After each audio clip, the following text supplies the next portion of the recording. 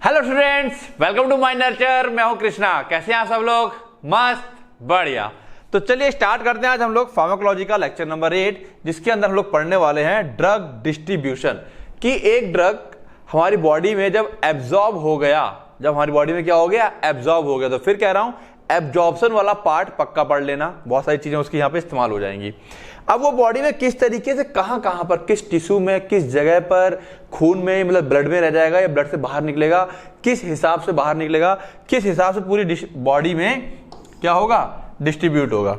बात समझ में आई? तो स्टार्ट करते हैं हम लोग। ड्रग डिस्ट्रीब्यूशन क्या कह रहा है ये? तो ड्रग डिस्ट्रीब्यूशन बात तो समझ में आई गई होगी मेरी डेफिनेशन से ही, कि बॉडी के अंदर ड्रग का फैलना आफ्टर एब्जॉर्प्शन, एब्जॉर्ब होने के बाद। It refer to reversible transfer. ध्यान रखना इस चीज का, रिवर्सिबल है ना। रिवर्सिबल मतलब क्या होगा, जब भी रिवर्सिबल वाला टर्म आता है तो ऐसा एरो लगता है, याद है ना, इक्विलिब्रियम वाला। ठीक है, तो reversible transfer of drug between the किसके बीच में, blood and the extravascular fluid and tissues of the body. For example fat, muscle. Tissue कौन कौन से हैं? फैट है, मसल्स है और ब्रेन टिश्यू है। तो यहां पे कुछ चीज मैं बता दूं तुम लोगों को, थोड़ा सा चलते हैं और कुछ चीज समझने की कोशिश करते हैं। मान लो ये मेरे पास क्या है, ब्लड कैपिलरी है। ये क्या है? Blood capillary. सबसे ठीक है, ब्लड कैपिलरीज ब्लड वेसल्स का, नसों का सबसे महीन पार्ट जहां से चीजें आदान प्रदान हो सकती हैं। यहां पर कौन फ्लो कर रहा है? यहां पर कौन फ्लो कर रहा है? यहां पर ब्लड फ्लो कर रहा है। कौन फ्लो कर रहा है? ब्लड। इसी में मान लेते हैं ये कुछ ड्रग्स के पार्टिकल्स हैं, ठीक है ना। अब खून में जब ये जो ड्रग के पार्टिकल हैं, ये कौन है? These are drugs. समझते जाना। अब ये जो ड्रग है ना, ये डायरेक्ट किसी टिश्यू में नहीं जाएगा। ये जो नसों के बाहर यहां पर एक खास तरह का फ्लूइड होता है, ठीक है। एक कंपार्टमेंट ये हो गया नसों वाला। फिर यहां पर एक फ्लूइड होता है जिसको हम लोग क्या कह देते हैं? लिम्फ कह देते हैं। क्या कह देते हैं यहां पर? लिम्फ कह देते हैं। तो ये ड्रग यहां से कहां जाएगा? लिम्फ में, और यहां से वापस यहां आ सकता है, ठीक है, रिवर्सिबल। ठीक, अब लिम्फ जो है वो डायरेक्ट किससे जुड़ा हुआ होता है, यानी कि यहां पर अगर मैं थोड़ा सा सही कर दूं, सही से बनाऊं, तो एक्चुअली लिम्फ यहां पर क्या है, मेरे पास सेल्स हैं। दीज आर सेल्स और टिश्यूज, सेल्स और टिश्यूज।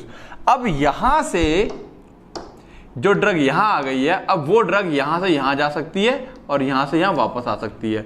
तो देखो जरा गौर से देखना, 3 कंपार्टमेंट है। ऐसा समझ लो कि हमारी बॉडी 3 हिस्सों में बटी हुई है जिनके अंदर पानी भरा हुआ है। पहला हिस्सा जिसमें पानी खून के रूप में है, ब्लड और प्लाज्मा। दूसरा हिस्सा जिसमें हमारा लिम्फ के रूप में है, और तीसरा हिस्सा ये अंदर, तीसरा हिस्सा ये तीसरा सेल के अंदर। तीसरा हिस्सा कहां है? सेल के अंदर। सेल के अंदर क्या होता है? साइटोप्लाज्म होता है। क्या होता है? साइटोप्लाज्म। वो भी क्या है? फ्लूइड है। तो 3 तरह का फ्लूइड है हमारे पास। एक ब्लड, ठीक है, लिम्फ हो गया, ठीक है, और तीसरा क्या? सेल के अंदर, जिसको हम लोग इंट्रासेलुलर भी बोल देते हैं। क्या बोल देते हैं? इंट्रासेलुलर बोल देते हैं। सेल के और ब्लड के बीच में, सेल के और ये ब्लड वेसल है हमारे पास। थोड़ा मोटा कर देता हूं ताकि अच्छे समझ में आएगा, ठीक है। ये ब्लड वेसल है, ये इधर है। ये इसके बीच में जो लिम्फ है, इसको हम लोग क्या बोलते हैं? इंटरस्टिशियल स्पेस कहते हैं। कौन सी जगह है ये? सेल के और इसके बीच की जगह है, या ये जो स्पेस है इसको भी हम लोग क्या बोल देते हैं? इंटरस्टिशियल स्पेस बोल देते हैं। यहां पर जो फ्लूइड भरा हुआ है उसको हम लोग बोलते हैं इंटरस्टिशियल फ्लूइड। क्या कहते हैं इसको हम लोग? इंटरस्टिशियल फ्लूइड कहते हैं, ठीक है। तो यहां पर हमारे पास 3 कंपार्टमेंट हो गए, 1, 2 एंड 3। तो इनको हम लोग कहते हैं फ्लूइड कंपार्टमेंट ऑफ बॉडी। क्या बोल देते हैं इसको हम लोग? Fluid compartment. ध्यान रखना इसको अच्छे से। क्या बोलते हैं, फ्लूइड कंपार्टमेंट ऑफ बॉडी बोल देते हैं। अब समझ में आ गया इंटरस्टिशियल स्पेस में जो ये रहेगा यहां पर, इसके अंदर यहां पर कौन कौन आ गया, ब्लड, और ब्लड तो खैर उतना खास नहीं है, साथ साथ में क्या है यहां पर प्लाज्मा। इंटरस्टिशियल में लिम्फ होता है यहां पर स्पेस को, और यहीं पे इस वाले फ्लूइड को हम लोग क्या बोलते हैं, इंटरस्टिशियल फ्लूइड। ठीक है ना, इसको हम लोग कहते हैं इंट्रासेलुलर फ्लूइड। तो तीन तरह के कंपार्टमेंट समझ में आए। ठीक है, तो पहले दवा हम खाते हैं वो कहां जाएगी, हमारे ब्लड में, ब्लड से लिम्फ में, लिम्फ से सेल या टिश्यू के अंदर, इस तरीके से ट्रांसफर होता है। ठीक है, अगर ये बात क्लियर है तो आगे चीजें समझना हमारे लिए बहुत आसान हो जाएंगी। अब आगे आते हैं, तो देखो it refers to the reversible transfer of the drug. अब रिवर्सिबल का मतलब भी बता दूं मैं, ये जो दवा है यहां पर जो प्रोटीन होती है, यहां पर एक खास तरह की प्रोटीन पाई जाती है, एल्ब्यूमिन, एग्जांपल के तौर पर ले लें एल्ब्यूमिन। ये दवा है एल्ब्यूमिन से बंधी हुई है।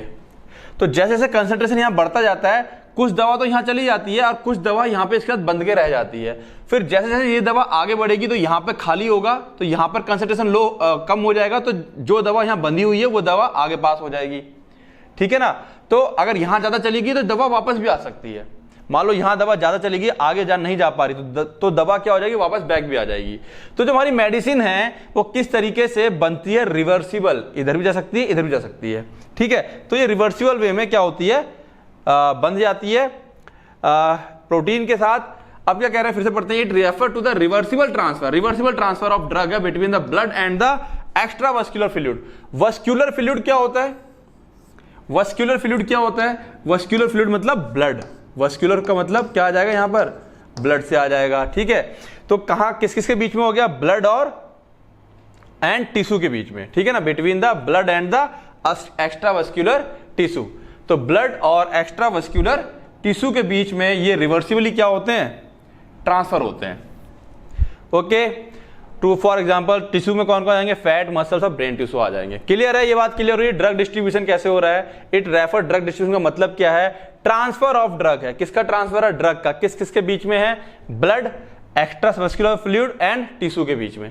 ठीक है, तो देखो हो क्या रहा है, drugs come into the circulation, circulation मतलब ब्लड में आ गया, जो ड्रग है हमारा ब्लड में आ गया, आफ्टर एब्जॉर्प्शन। ये एब्जॉर्प्शन वाला चैप्टर अच्छे से क्लियर कर लेना, अगर उसके पॉइंट्स क्लियर नहीं होंगे तो ये वाला चैप्टर अच्छे से समझ में नहीं आएगा। फ्रॉम प्लाज्मा, ठीक है, ये जो यहां पे मैं बता रहा था ना, ये प्लाज्मा। ठीक है, यहां पर क्या है, प्लाज्मा है। तो कह रहा है, फिर अब आगे क्या कह रहा है, from plasma drug have to cross the capillary membrane. जो ब्लड वेसल्स की, नसों की सबसे महीन मेम्ब्रेन होती है, उसको हम लोग क्या कहते हैं, कैपिलरी मेम्ब्रेन, यानी कि ये वाली। ठीक है, this is the capillary membrane.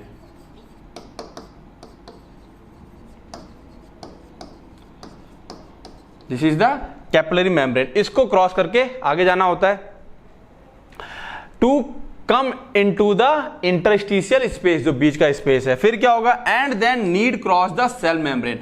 अब जब ये इंटरस्टिशियल स्पेस में आ गई है, अब इसको ये सेल मेम्ब्रेन को क्रॉस करके सेल के अंदर जाने की जरूरत है, तब कहीं जाकर के ये क्या हो पाएगा, डिस्ट्रीब्यूट हो पाएगा। क्लियर है, तो देखो यहां पे सिंपल सा कॉन्सेप्ट क्या हमारे पास, डिस्ट्रीब्यूशन देखें, ब्लड या प्लाज्मा यहां से कहां जाएगा, एक्स्ट्रा सेलुलर फ्लूइड में, ऐसे भी जा सकता है, यहां से वापस भी आ सकता है, यहां से फैट या एडिपोज टिश्यू में आ जा सकता है, देन इंट्रासेलुलर टिश्यूज और सेल में आ जा सकता है। ठीक है, तो देखा किस तरीके से ब्लड से यहां से फैट में, या यहां से यहां, फिर यहां से यहां कुछ अदर, जैसे कि हमारा ब्रेन, ब्लड ब्रेन बैरियर होता है, उसको भी क्रॉस करता है। तो ये सारा सिस्टम समझेंगे। ठीक है, इसी तरीके से एक सिस्टम बना करके रिप्रेजेंट कर सकते हो ड्रग डिस्ट्रीब्यूशन को। प्लस यहाँ पे आते हैं, देखो उसी चीज को समझाया हुआ है। यहाँ पे अगर मैं बताऊं तुम लोगों को किस तरह से है, ये वाला पार्ट इतना कट कर दूं मैं, ठीक है, फिर एक ये वाला पार्ट मैं कट कर दूं, तो ये वाला देखो क्या लिखा हुआ है, ब्लड प्लाज्मा, यानी कि ये है मेरे पास ब्लड, ये मेरे पास क्या लिखा हुआ है, इंटरस्टिशियल फ्लूइड, और ये क्या आ गया, टिश्यू सेल्स आ गए। वही वाला पार्ट है जो मैंने ऊपर समझा रखा है। तो यहां पर अगर तुम लोगों को याद हो किस तरीके से कार्बन डाइऑक्साइड का डायग्राम लेके दिया, समझाया हुआ है कि कार्बन डाइऑक्साइड किस तरीके से सेल से यहां, ठीक है, और यहां से यहां जाती है, और जो O2 होती है वो यहां से यहां और फिर यहां से यहां आती है, अगर थोड़ा बहुत कुछ याद होगा। सेम इसी तरीके से ड्रग भी हमारी कंपार्टमेंट वाइज, पहले ब्लड में, फिर इंटरस्टिशियल फ्लूइड में, और फिर सेल में, इस तरीके से कंपार्टमेंट वाइज क्या करती है, डिस्ट्रीब्यूट होती है। बात क्लियर हुई। अब जब हमको ये बात समझ में आई कि ड्रग डिस्ट्रीब्यूट हो रहा है 3 कंपार्टमेंट में, यानी कि इसमें जो ब्लड का वॉल्यूम हमारा लगभग कितना 5 लीटर होता है, फिर यहाँ पे जो लिम्फ भरा हुआ है उसका कुछ वॉल्यूम होगा टोटल बॉडी का, और कुछ हमारे सेल के अंदर जो फ्लूइड भरा हुआ है उसका कुछ वॉल्यूम होगा। तो कहीं ना कहीं एक टर्म हमारे साथ जुड़ जाता है, that is volume of distribution of drug, drug distribution volume कह लो इसको, ठीक है। इसको समझने का तरीका क्या है और समझते हैं। क्यों हमको ये बात करनी पड़ रही है, हमको बहुत अच्छे से पता है कि हमारी बॉडी में परसेंटेज ऑफ वाटर की बात करूं कि जितना वाटर का परसेंटेज है सिर्फ उतने ही हिस्से में दवाई घुलेगी, उसके अलावा दवाई कहीं और, भाई हार्ड चीज हड्डियों के अंदर थोड़ा घुस जाएगी दवा जाकर के। तो एक बच्चे के अंदर पानी की मात्रा कितनी होती है 70%, एक एडल्ट के अंदर 60%, एक वुमेन एडल्ट के अंदर 50% और एक बूढ़े व्यक्ति के अंदर या ओल्ड मैन के अंदर 50%, यानी कि 50% किसका, टोटल बॉडी वेट का, टोटल बॉडी वेट का। यानी कि अगर एक बच्चा 10 किलो का है तो उसके अंदर 7 किलो पानी होगा और 3 किलो उसकी हड्डियों का और मांस का वजन होगा। बात समझ में आई, क्लियर है? तो ठीक है, अब जैसे एक मान लो एक आदमी 100 किलो का है तो उसके अंदर 60 लीटर पानी होने वाला है, या यूं कह लो 60 केजी पानी होगा और 40 केजी का उसका वजन होगा, ठीक है। तो देखो यहां पे वही चीज समझाई हुई है, total body water. Total body water को 3 कंपार्टमेंट तोड़ा हुआ है, इंट्रासेलुलर, ठीक है, ये प्लाज्मा, प्लाज्मा यानी कि ब्लड वाला आ गया, देन इंटरस्टिशियल और देन इंट्रासेलुलर सेल वाला आ गया, ठीक है ना। Total body water 60% of body weight. एक अडल्ट में एक एवरेज बात करें हर, ठीक है ना, एक अडल्ट में बात करें तो 60% ऑफ बॉडी वेट का पानी होता है, जिसमें 40% इंट्रासेलुलर होता है। इंट्रासेलुलर कितना है 40% टोटल का इस 60% में से, ठीक है ना।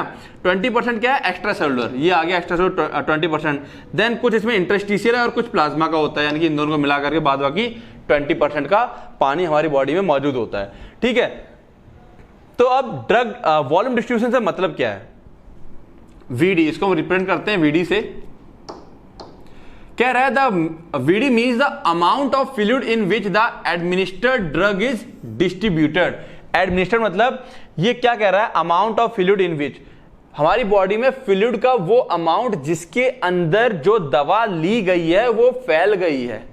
जब हम कोई दवा लेते हैं जरूरी नहीं है कि पूरी बॉडी के हर एक जहां जहां पानी हमारी बॉडी में मौजूद है, हमारी आंख में, हमारे ब्रेन में, हमारे नाखून में, मतलब जहां जहां भी हमारा पानी मौजूद है हर जगह दवा चली जाए ऐसा कोई भी जरूरी नहीं है, ठीक है। हमारी बॉडी में जितना पानी है पानी के हर एक हिस्से में घुल जाए। जैसे कि छोटी सी बात लें, अगर एक ग्लास लें और ग्लास में पानी डाल दें और इसमें क्या डालें, नमक डाल दें, तो नमक पूरे पानी में घुल जाता है ना। ऐसा जरूरी नहीं है हमारी बॉडी में जो ड्रग है वो पूरी बॉडी में घुल जाए। तो कितने पानी में घुल गया, हमारी बॉडी के अंदर जो फ्लूइड है उसमें कितने फ्लूइड में घुल गई है, वही कहलाता है क्या, ड्रग वॉल्यूम डिस्ट्रीब्यूशन, ठीक है। The volume of distribution also known as apparent volume, एक लगभग apparent volume of distribution is used to quantify the distribution of drug. Drug की कितनी क्वांटिटी, क्वांटिफाई मतलब कितनी क्वांटिटी डिस्ट्रीब्यूट हो गई है ड्रग की between plasma and the rest of the body after oral और पेरेंटल डोजिंग। कितना ड्रग क्वांटिटी वाइज डिस्ट्रीब्यूट हो गया है, किस किस के बीच में, प्लाज्मा और रेस्ट ऑफ द बॉडी, इसके बीच में कितना डिस्ट्रीब्यूट हो गया। क्योंकि हमने मान लो 100 mg दवा खाई, कितनी खाई 100 mg दवा खाई हमने, वो सारा की सारी 100 mg कहां जाती है, वो सारी की सारी 100 mg कहां जाएगी, प्लाज्मा में आ जाती है, ठीक है। अब प्लाज्मा से कितना आगे वो आ गया, क्योंकि जब तक खून में रहेगा मतलब का नहीं है वो हमारे, भाई हमें दिक्कत, ब्लड को आगे बढ़ना पड़ेगा ताकि काम कर सके। जैसे खून में आ गया अब उसे डिस्ट्रीब्यूट होना है, ठीक है। तो कितना ब्लड, कितनी दवा हमने खाई और कितनी आगे डिस्ट्रीब्यूट हो गई। तो आओ देखें जरा, यहां पर एक छोटा सा एग्जांपल लेते हैं। Okay, it is called apparent volume because all parts of the body equilibrated with the drug do not have equal concentration. इसको एपरेंट कहा गया है लगभग, क्योंकि साफ साफ बोल रहा है because all parts of the body, body का हर एक पार्ट इक्विलिब्रेटेड विद द ड्रग, जो कि ड्रग के साथ इक्विलिब्रियम में है, do not have equal concentration, है ना, उसका कंसंट्रेशन बराबर हो ऐसा जरूरी नहीं है। जैसे सपोज लेते हैं एक एग्जांपल, हमने कोई ड्रग ली, खाई, तो मान लेते हैं वो हाथों में है 60% और दिमाग में मात्र कितनी पहुंची 10%, लेकिन है इक्विलिब्रियम में, ठीक है ना। तो ये दिमाग में बहुत कम पहुंची दवाई है, लेकिन हाथों में और बाकी बॉडी में 60% तक डिस्ट्रीब्यूट हो गई है, लेकिन दिमाग में पहुंच ही नहीं पा रही है। क्यों नहीं पहुंच पाती है उसके बारे में भी बात करेंगे। बात समझ में आई? तो पूरी बॉडी में इसका कंसंट्रेशन इक्वल नहीं है, हर एक बॉडी पार्ट्स में दवा का अलग अलग अमाउंट डिस्ट्रीब्यूट होता है। क्लियर है? तो amount of drug in the body कितनी खाई है ना, दवा कितनी खाई, concentration of the drug in the plasma, और कंसंट्रेशन ऑफ ड्रग में प्लाज्मा में कितना रह गया है ना। प्लाज्मा में तो सारा ही आता है, जितना आगे चला जाएगा बचा वो यहाँ रह जाता है। मान लो 100 mg खाया, 40 यहाँ बचा, ठीक है, 60 आगे चला गया, तो 40 ये रहा, और टोटल कितना था 100, तो 100/40 कर देंगे। देखो इसका एग्जाम्पल एक ले रखा है हम लोगों ने, एक आगे समझते हैं। देखो total drug in the body, body में हमने टोटल ड्रग कितना डाल दिया, 1000 mg, कितनी डाली, 1000 mg की ड्रग डाल दी।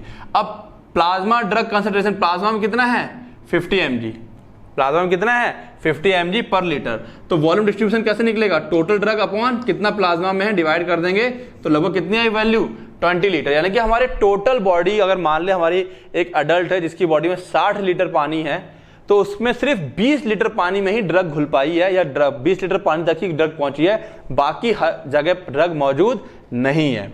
ठीक है, तो यहाँ पे देखो सिंपल से एक और चीज ले रखा है। सपोज एक 60 kg का आदमी है, सॉरी 70 किलो का, जब 70 किलो का आदमी है उसमें कितना 60%, जो ऊपर हमने एक आइडिया लिया था है ना, कितना है 60% पानी होता है उसके अंदर। तो 60% के हिसाब से कितना पानी हो जाएगा इसके अंदर, 60 × 70/100 दैट्स इक्वल टू 42 लीटर। अब 42 लीटर में 23 लीटर पानी, यानी कि जो डिस्ट्रीब्यूट करें 55%, जो टोटल पानी का 55% होता है इंट्रासेलुलर फ्लूइड में, यानी कि सेल के अंदर। ठीक है, एक्स्ट्रा सेलुलर के अंदर होता है 45%, तो 19 लीटर यहां आ गया। देन ब्लड प्लाज्मा में लगभग 3 लीटर यानी कि 7% होता है। ट्रांससेलुलर फ्लूइड जैसे कि सेरेब्रोस्पाइनल फ्लूइड है, ऑक्यूलर है, आंखों के अंदर जो पानी है, कान के अंदर जो पानी है, हमारे जॉइंट्स में जो पानी भरा हुआ है, that is called transcellular fluid. इसकी मात्रा करीब करीब 2% तक होती है, तो लगभग 1 लीटर पानी यहां पर है। तो देख रहे हो ना कैसे कंपार्टमेंट से बने हुए हैं। तो जरूरी नहीं है कि हर जगह जो दवा ली है वो केवल 20 लीटर में, हो सकता है केवल यहां पर ही पहुंचाओ, इनमें हो ही ना। ठीक है, तो कहां तक दवा फैल गई है, कितने वॉल्यूम में, that is called volume distribution. Simple सा कॉन्सेप्ट है, ध्यान रखना। हमारी बॉडी में पानी के खांचे बने हुए हैं, हर जगह पानी की मात्रा अलग अलग होती है, उसी हिसाब से ड्रग डिस्ट्रीब्यूट हो जाएगी। ठीक है, अब वो डिस्ट्रीब्यूट किस हिसाब से होती है उसको भी फैक्टर, कई सारे फैक्टर मैटर करते हैं, समझेंगे उसे। आगे आते हैं, रीडिस्ट्रीब्यूशन ऑफ ड्रग। ड्रग एक बार डिस्ट्रीब्यूट हो गया, फैल गया पूरी बॉडी में, फिर वो वापस से रीडिस्ट्रीब्यूट होता है। रीडिस्ट्रीब्यूट का मतलब फिर वापस से डिस्ट्रीब्यूट होना शुरू हो जाएगा। क्यों होता है ऐसा, समझते हैं। Highly lipid soluble. अब देखो मैं कह रहा था ना, एब्जॉर्प्शन जिसने पढ़ा होगा उसको बात समझ में आएगी। लिपिड सॉल्युबिलिटी की बात हम लोग वहां कर चुके हैं ना, जो ड्रग लिपिड सॉल्युबल होते हैं यानी कि इजीली सेल के अंदर घुस जाएंगे जाकर के। Drug get initially distributed to organ with high blood flow, that is brain, heart, kidney etcetera. जो लिपिड सॉल्युबल ड्रग होते हैं यानी कि फैट सॉल्युबल कह लो, ठीक है, वो initially distributed to the organ with high blood flow. ऐसे ऑर्गन जिनके अंदर ब्लड का फ्लो बहुत ज्यादा है, जैसे हार्ट है, किडनी है, ब्रेन है, फटाफट ये दवाइयां इनके अंदर जाके एकदम क्या होती हैं, डिस्ट्रीब्यूट हो जाएंगी जाकर के। क्यों, लिपिड सॉल्युबल है, फटाफट जाके डिस्ट्रीब्यूट हो गई। अब लेटर बाद में लेस वस्क्यूलर बट मोर बल्की, जो कि लेस वस्क्यूलर है, मतलब उनके अंदर ब्लड की सप्लाई उतनी ज्यादा नहीं है, बट मोर बल्की है, भारी ज्यादा है, जैसे कि मसल्स है हमारे, फैट है। Take up the drug. अब ये ड्रग को वापस लेगा किनसे, हार्ट, किडनी और ब्रेन से, इनके प्लाज्मा से। Take up the drug, plasma concentration falls, drug को वापस लेगा, प्लाज्मा कंसंट्रेशन गिरेगा, and the drug is withdrawn from the highly perfused site. Perfused मतलब जहां पर ये सबसे ज्यादा चली गई थी। ठीक है ना, तो शुरुआत में तो ये कहां चली जाती है सबसे ज्यादा, जहां पे ब्लड की सप्लाई बहुत ज्यादा होती है। फिर बाद में जहां ब्लड की सप्लाई कम होती है, वापस से यहां से निकल के इन जगहों पर ये आके रीडिस्ट्रीब्यूट होना स्टार्ट होती है। बात समझ में आ रही है।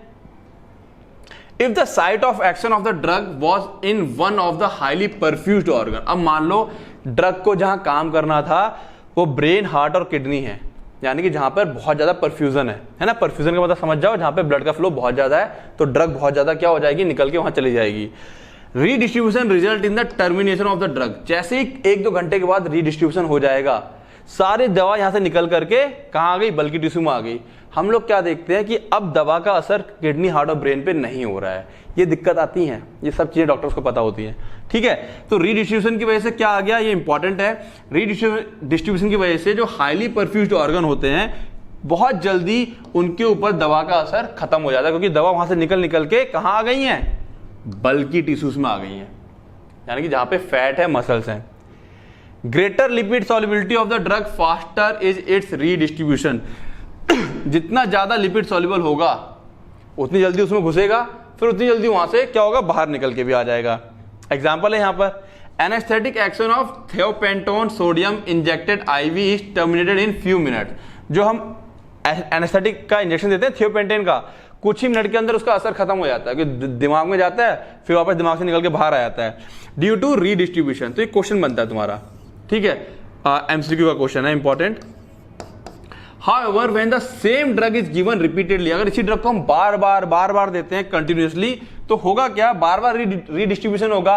बार बार रीडिस्ट्रीब्यूशन होने की वजह से ये जो बल्की टिश्यू हैं, यहां पर दवा की मात्रा ऑटोमेटिक भर जाएगी और ये सैचुरेट हो जाएंगे, इनके अंदर दवा बहुत ज्यादा आ जाएगी। अब ये और दवा को लेना नहीं चाहेंगे, तब उस केस में क्या होगा, दवा जो यहां थी ब्रेन में है वो ब्रेन की ब्रेन में रहेगी, वो आगे जाएगी नहीं, क्योंकि ये टिश्यू लेना नहीं चाहते, अब भर गए पूरे दवाई से, एक तरह सैचुरेट हो गए, ठीक है। तो वही यहां बता रहा है, ड्यू टू रीडिस्ट्रीब्यूशन अब हुआ क्या, उनका असर खत्म हो गया। हाउएवर, हालांकि व्हेन द सेम ड्रग, उसी ड्रग को हम बार बार देते रहे continuously over long period, the low perfusion high capacity sites get progressively filled up. जिनका परफ्यूजन लो था और कैपेसिटी हाई थी, वो क्या थी, भर जाएंगे, फिल्ड अप हो जाएंगे, and the drug becomes longer acting. और ड्रग मेरा कैसा हो जाएगा, लॉन्गर एक्टिंग हो जाएगा, ठीक है ना। इसीलिए ये जब दवाइयां जो डेवलपमेंट होता है, दवाइयां बनाई जाती है, तो ये सारी कंडीशन ध्यान रखी जाती है। बात समझ में आ रही है। तो रीडिस्ट्रीब्यूशन का कॉन्सेप्ट समझ में आया। रीडिस्ट्रीब्यूशन, दवाई एक बारी चली गई बॉडी के एक ऑर्गन में, फिर वहां से निकल के दूसरे ऑर्गन में जा रही है, इतनी सी बात है। क्यों जा रही है ये बात समझ में आ रही है, ठीक है। पेनिट्रेशन की बात करें, इनटू ब्रेन एंड सीएसएफ, एक ब्लड ब्रेन बैरियर का बड़ा इंपॉर्टेंट कॉन्सेप्ट है, अच्छा है ये, इसको समझते हैं। हमारे ब्रेन में जल्दी से कोई दवाई घुसती नहीं है, हमारा ब्रेन घुसने ही नहीं देता है, उसने एक बैरियर बना रखा है जिसको हम लोग कहते हैं ब्लड ब्रेन बैरियर। क्या है वो आप समझते हैं। The capillary endothelial cell, capillary मतलब जो सबसे महीन पार्ट होता है ब्लड का, ब्लड वेसल का, नसों का, ठीक है। Cell in brain have tight junction. देखो जरा, नॉर्मल यूजुअल कैपिलरी ऐसी होती है, ब्रेन के अंदर देखो यहां पे हल्के हल्के गैप से हैं, है ना। ब्रेन में कोई गैप नहीं दिख रहा है, तो कहीं दिख रहा है कोई गैप, बहुत कम, ना के बराबर गैप है, ठीक है। तो इनके जंक्शंस टाइट होते हैं, जुड़े हुए होते हैं। एंड लैक मतलब कमी होती है लार्ज पैरासेलुलर स्पेसेस। यहां पे देखो कितने बड़े बड़े स्पेस है, ये स्पेस है, फिर ये स्पेस है, फिर ये स्पेस है, इसमें ऐसे बड़े बड़े स्पेस की कमी होती है, ड्रग जल्दी घुसेगा नहीं इससे। फर्दर, इसके अलावा a layer of neural tissue, neural tissue होती है जिसे हम ग्लायल सेल कहते हैं, कवर्स द कैपिलरी। एक ये देखो ब्लू कलर की, ये एक और न्यूरल टिश्यू आकर के इसने उसको ऊपर से क्या कर लिया, कवर कर लिया है, ठीक है, जिसे हम ग्लायल सेल कहते हैं। क्या कहते हैं, ग्लायल सेल। ब्रेन के अंदर प्रोटेक्टिव कवरिंग होती है ये, ठीक है। ये मिलकर के क्या बना लिया, एक बैरियर क्रिएट कर दिया, दवा अंदर घुस ही नहीं पाएगी जल्दी। अब कौन सी दवा घुस पाएंगी और कौन सी नहीं घुस पाएंगी उसका भी जिक्र करेंगे। तो फिलहाल ब्लड ब्रेन बैरियर क्या होता है, उनके सेल्स के बीच में गैप नहीं है, प्लस एक ऊपर कवरिंग है, ठीक है, जिसकी वजह से एक बैरियर क्रिएट हो जाता है जो दवाओं को घुसने अंदर नहीं देता है, और इसी को हम लोग क्या कहते हैं, ब्लड ब्रेन बैरियर। ऐसा ही एक पाया जाता है सेरेब्रोस्पाइनल फ्लूइड बैरियर, है ना, जो हमारा स्पाइनल कॉर्ड होता है उसके ऊपर भी एक कवरिंग रहती है, वो यहां पर बताता हूं मैं अभी। Is located in the choroid plexus. अब कोरॉइड प्लेक्सस बच्चे थोड़ा सा तुम्हें समझने में दिक्कत आ सकती है, तो फिलहाल सिर्फ कोरॉइड प्लेक्सस ब्रेन में पाया जाता है, ठीक है। वेंट्रिकल्स होते हैं ब्रेन के अंदर, काफी सारी चीजें होती हैं। तो फिलहाल इसको यहां पे इतना समझो कि एक और होता है सेरेब्रोस्पाइनल फ्लूइड बैरियर, ये भी बिल्कुल किसकी तरह होता है, ब्रेन की तरह होता है, ठीक है। Capillaries are lined by choroidal epithelium having tight junction. यहां पे भी क्या है, टाइट जंक्शंस हैं। केवल इतना ध्यान रखना, अभी नाम blood CSF barrier, blood brain barrier, ठीक है। बात समझ में आ गई, बात समझ में आ रही है। आगे आते हैं। Both this barriers are lipoidal. दोनों के दोनों कैसे हैं, लाइपोइडल हैं, यानी कि लिपिड वाले ड्रग्स तो क्रॉस करेंगे, नॉन लिपिड वाले क्रॉस नहीं करेंगे, क्योंकि देखो सेल है ना, एब्जॉर्प्शन याद है, एब्जॉर्प्शन फिर कह रहा हूं, पढ़ लेना अच्छे से। हमको बहुत अच्छे से पता है जो सेल मेम्ब्रेन होती है उससे जो लिपिड वाले ड्रग्स होते हैं जिनका लिपिड कंसंट्रेशन ज्यादा होता है वो इजीली क्या करते हैं, क्रॉस कर जाते हैं। याद आया? ठीक है।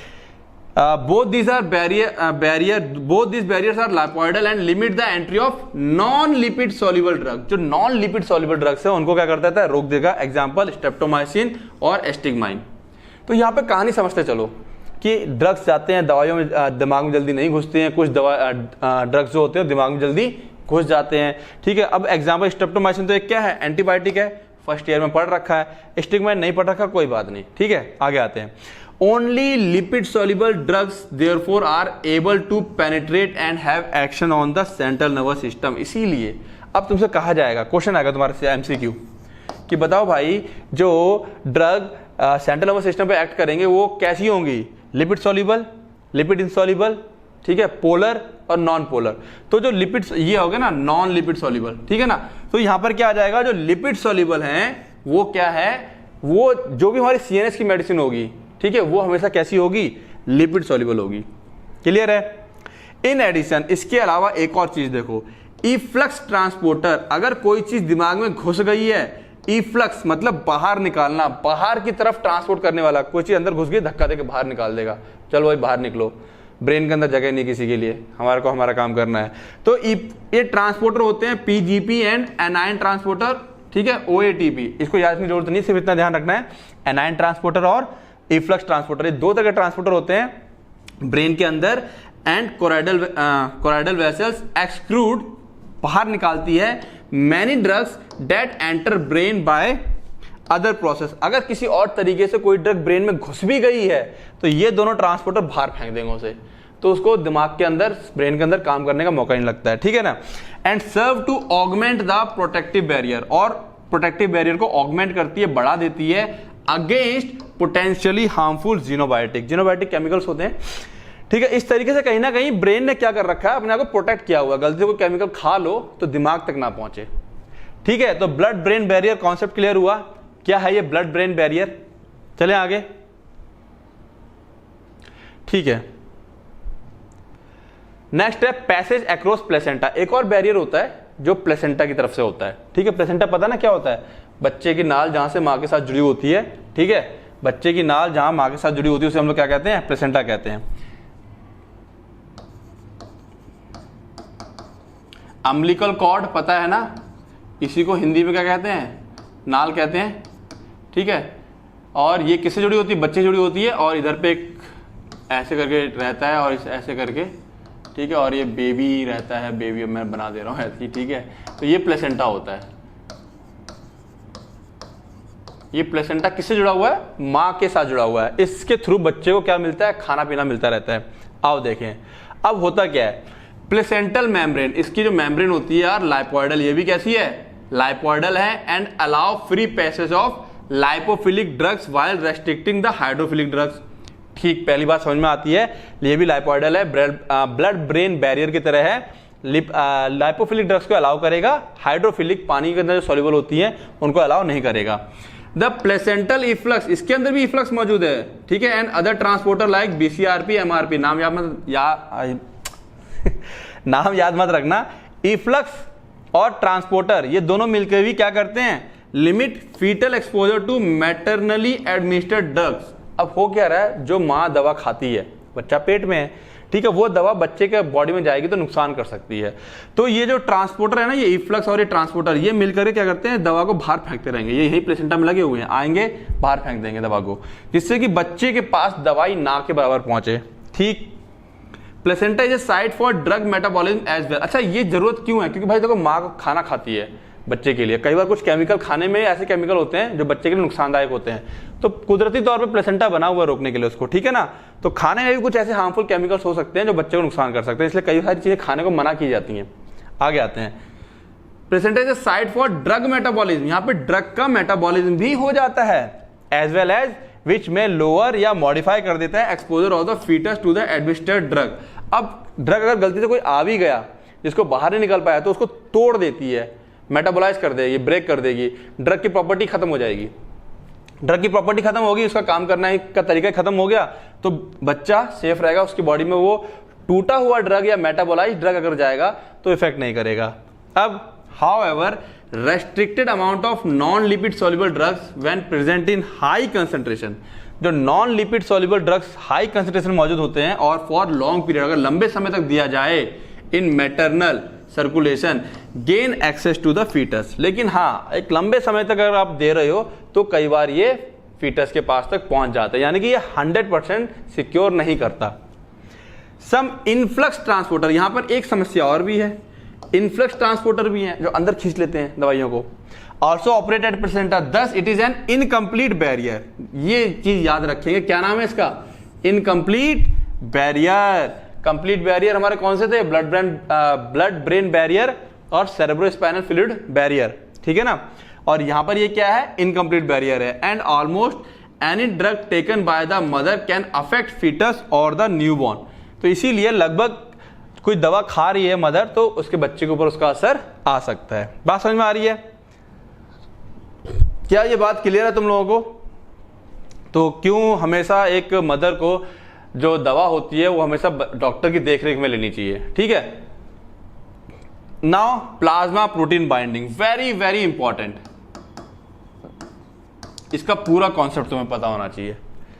प्लाज्मा के अंदर प्रोटीन्स पाई जाती हैं, ठीक है, उसमें जो प्रोटीन्स होती है वो दवा को बांध लेती हैं, शुरुआत में जो बता रहा था मैं, ठीक है, वो दवा बंध जाती है, उसी का सारा कॉन्सेप्ट है, उसका क्या इंपॉर्टेंस है, दवा बंध जाएगी तो क्या होगा, वगैरह वगैरह वगैरह सारी बातें होने वाली हैं।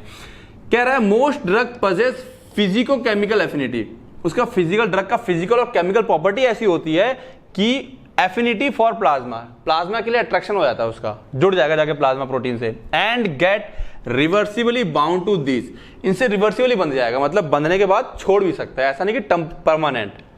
रिवर्सिबल बंधने का मतलब क्या है, ठीक है, ये मान लो प्लाज्मा पी और ये मान लो ड्रग डी, ये दोनों आए और जुड़ गए। अब जुड़े हुए हैं, जरूरत पड़ेगी तो ये फिर अलग हो जाएंगे, यानी कि ये जुड़े और जरूरत पड़ेगी तो फिर अलग हो जाएंगे, प्लाज्मा और drug.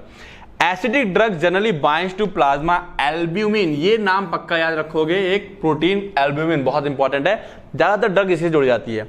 And basic drug to alpha 1 acid glycoprotein, तो एसिडिक ड्रग्स जो होती है जनरली किससे जुड़ जाती हैं, एल्ब्यूमिन से जुड़ जाएंगी जाकर के, और बेसिक ड्रग किससे जुड़ जाती हैं, अल्फा 1 एसिड ग्लाइकोप्रोटीन से जुड़ जाती हैं जाकर के, ठीक है। आगे आते हैं, extent of binding depends on individual compounds. अब कौन सी ड्रग कितनी बंध जाएगी, कितनी जुड़ेगी, बाउंड हो जाएगी, ये डिपेंड करता है अलग अलग कंपाउंड, कौन सा कंपाउंड है या कौन सी मेडिसिन हम खा रहे हैं। तो आओ समझते हैं clinically significant implication of plasma protein binding, clinically इसका क्या बेनिफिट्स है या क्या इसके important. Highly plasma protein bound drugs are largely restricted to the vascular compartment, 3 compartment, vascular वाला, ब्लड वाला, बिकॉज, ठीक है ना, तो जो बहुत ज्यादा प्रोटीन से बंध जाएगा प्लाज्मा प्रोटीन से तो वो तो ब्लड में ही रह जाएगा, ब्लड से आगे पास नहीं होगा, ठीक है। जिनको याद नहीं आ रहा फटाफट बैक जाएं और वाला देखें 3 कंपार्टमेंट जो मैंने ऊपर बताए थे, ठीक है, इधर सेल वाला है, याद आया, दिस इज वस्क्यूलर कंपार्टमेंट, ठीक है, ओके। अगर ये वस्कुलर कंपार्टमेंट रह गया तो आगे पास नहीं होगा। They tend to have smaller volume of distribution, अब जब वो आगे ही नहीं गया, ठीक है ना, तो तुमको ध्यान होगा कि जो वस्कुलर कंपार्टमेंट है, अगर मैं तुम लोगों को बताऊं तो ये देखो वस्कुलर कंपार्टमेंट प्लाज्मा, ठीक है ना, ये केवल कितना है, 20% से भी लो है। थोड़ा और आगे आए तो ये देखो ब्लड प्लाज्मा केवल कितना है, 7%, 3 लीटर। अगर यहां पे बहुत ज्यादा ड्रग बंध गया तो बाकी पूरा यहां पे 42 लीटर में 3 लीटर में ही रह गया सारा ड्रग, बाकी आगे क्या हुआ, डिस्ट्रीब्यूट नहीं हुआ, तो वॉल्यूम डिस्ट्रीब्यूशन उसका क्या हो गया, डिक्रीज कर गया, वॉल्यूम डिस्ट्रीब्यूशन डिक्रीज कर जाएगा। बात समझ में आ रही है, ठीक है। आगे आते हैं, द बाउंड फ्रैक्शन, जो बंधा हुआ पार्ट है, is not available for action, ये जो बंधा हुआ पार्ट है ये एक्शन नहीं कर पाएगा, मतलब अपना असर नहीं दिखा पाएगा। हाउएवर, हालांकि it is in equilibrium with the free drug, ये फ्री ड्रग के साथ इक्विलिब्रियम में रहता है, ठीक है। यहां पे फ्री ड्रग है, ये बंधा हुआ ड्रग है, ठीक है, और यहां पे क्या है, फ्री ड्रग है। फ्री ड्रग अगर आगे चला जाएगा तो देखो यहां पे क्या कंडीशन हो रही है, ये बंधा हुआ ड्रग, ये फ्री ड्रग, ठीक है, और ये फ्री ड्रग।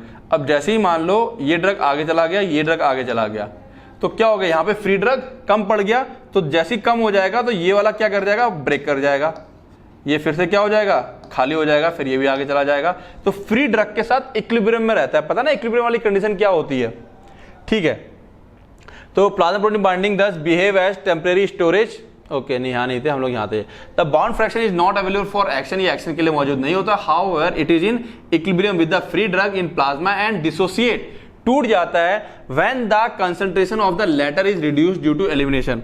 और ये जैसे ही ये यहाँ से निकल गया, पास हो गया, तो यहाँ पर कंसंट्रेशन डिक्रीज कर गया, तो ये ब्रेक कर जाएगा और ये इस ड्रग को फ्री कर देता है। कौन, प्लाज्मा प्रोटीन। क्लियर है, और फिर वो आगे चला जाएगा। आगे आते हैं, plasma protein binding thus behave as a temporary storage. तो हम देख सकते हैं ये एक तरह का टेम्परेरी स्टोरेज कर रखा है इसने, बांध के कि भाई यहीं बंधे रहो, स्टोर रहो, जब आगे जरूरत होगी तो हम भेज देंगे, ठीक है। तो टेम्परेरी स्टोर करता है ड्रग को। फिर क्या कह रहा है, high degree of protein binding generally makes the drug long acting. अब बहुत ज्यादा स्ट्रॉन्ग बांध के रखेगा तो बहुत देर तक ड्रग बंधा हुआ है, ये चले गए, ये अपना असर करेंगे, फिर ये छूटेंगे, फिर जाएंगे, फिर छूटेंगे, फिर जाएंगे, तो ड्रग का असर एक लंबे समय तक रहता है। तो high degree of protein binding generally makes the drug long acting because bound fraction is not available for metabolism. जो बंधा हुआ पार्ट है वो तो बिल्कुल एज इट इज है, मेटाबॉलिज्म के लिए अवेलेबल ही नहीं है। जो फ्री ड्रग था उसने अपना काम किया, मेटाबॉलाइज हो गया, यूरिन से बाहर हो गया, तो क्या बॉडी में ड्रग खत्म होगी, नहीं, बंधी हुई ड्रग अभी बची हुई है, वो आगे आएगी, वो अपना काम करेगी, ठीक है।